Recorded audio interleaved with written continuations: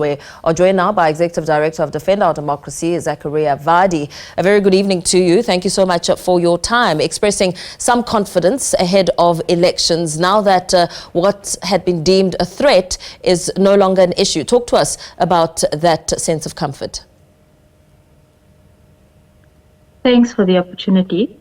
We're quite happy, I think, thus far with preparations for this elections. We've seen historically in South Africa since 1994, elections being very well prepared for, a sense of professionalism and a degree of integrity to which the IEC has carried out its work. And that gives us a sense of comfort going into this current election. At the same time, though, we know that we shouldn't be taking things for granted.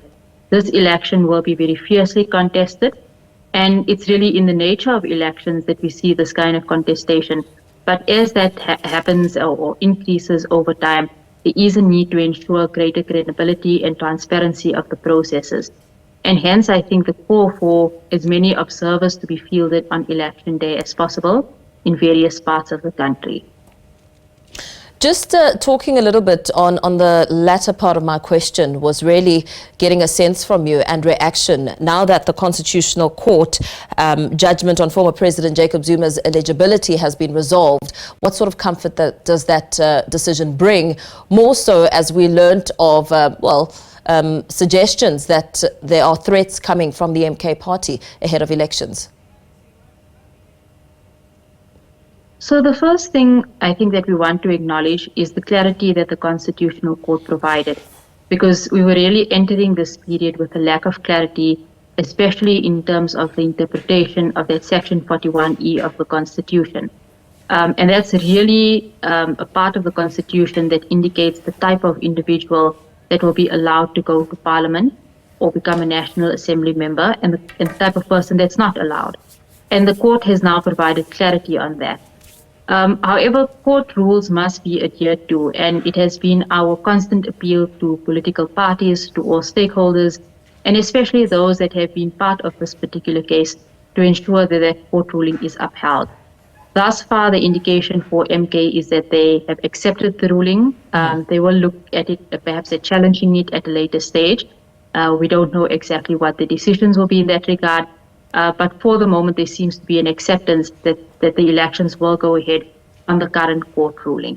And I think that in itself is a very positive step for the country.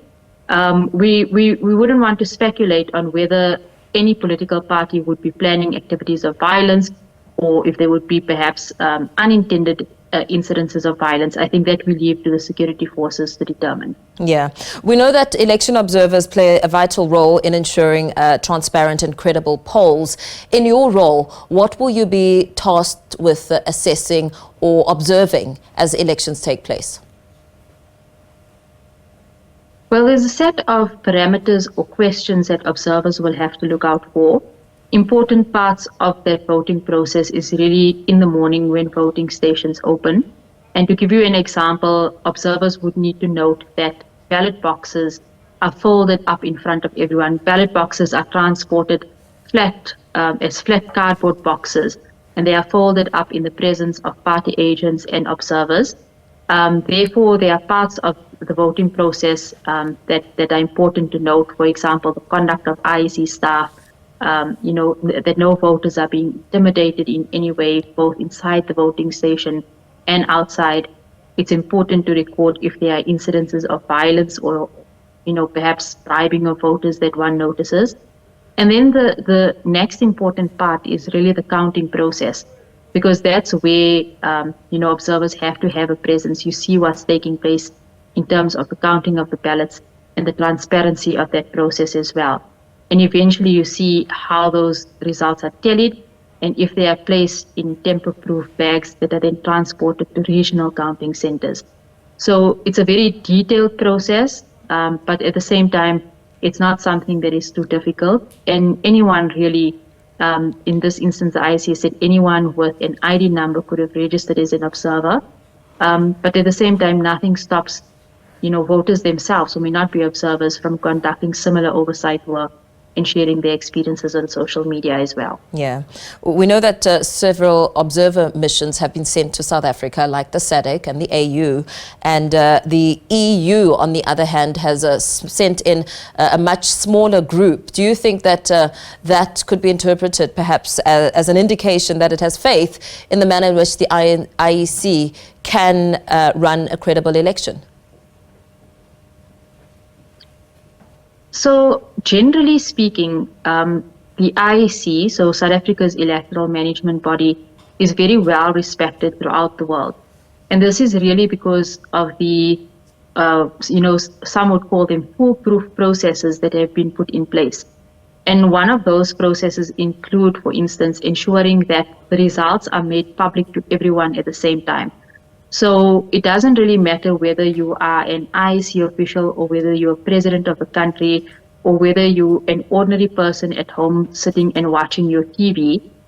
Those results, as they are fed through the system to the National Tallying Center or the headquarters, are seen by everyone at the same time. And that really leaves very little room for, twisting the hand of an IEC official or someone high up at the top to say, no, change the results. So there's systems like that that have been put in place in South Africa that have been really, I think, really celebrated or marked with a point of confidence in other parts of the world. And that's something that we need to continue through this election. I wouldn't want to comment on whether the EU does or doesn't see this election as going ahead smoothly. That's something really that they would need to speak to. Yeah. Earlier this month, the DA had expressed some concerns over Zimbabwe's ZANU-PF through SADC's mission coming to the country and assisting in the electoral processes in the lead up to the elections. The DA had said that the move amounts to political interference and also that, it will compromise the electoral code of conduct. What is your view? We don't want to go into the details of that particular matter. Yeah. I think that there have been parameters set to which any organization can apply to become an independent observer in the country. And I say organization because I'm not too sure of this, the IEC may be able to clarify, but there may be different rules for organizations versus political parties in other countries or governments of other countries. I think where it comes to regional blocks like that of SADC or the AU, for instance, or even BRICS, for example, perhaps there may be different parameters that are set.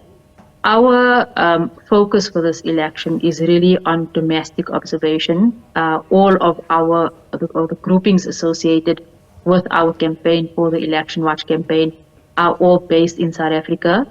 And the IEC's instruction to us has been that any observer wishing to observe has to have a valid ID, so they have to be a South African citizen. And this year, compared to other years, they have to be a registered voter as well. Very well. Thank you so much for your time. Let's leave it there for now. Speaking there to the Executive Director of Defend Our Democracy, Zaakirah Vadi, of course, who is among the election observers for May 29.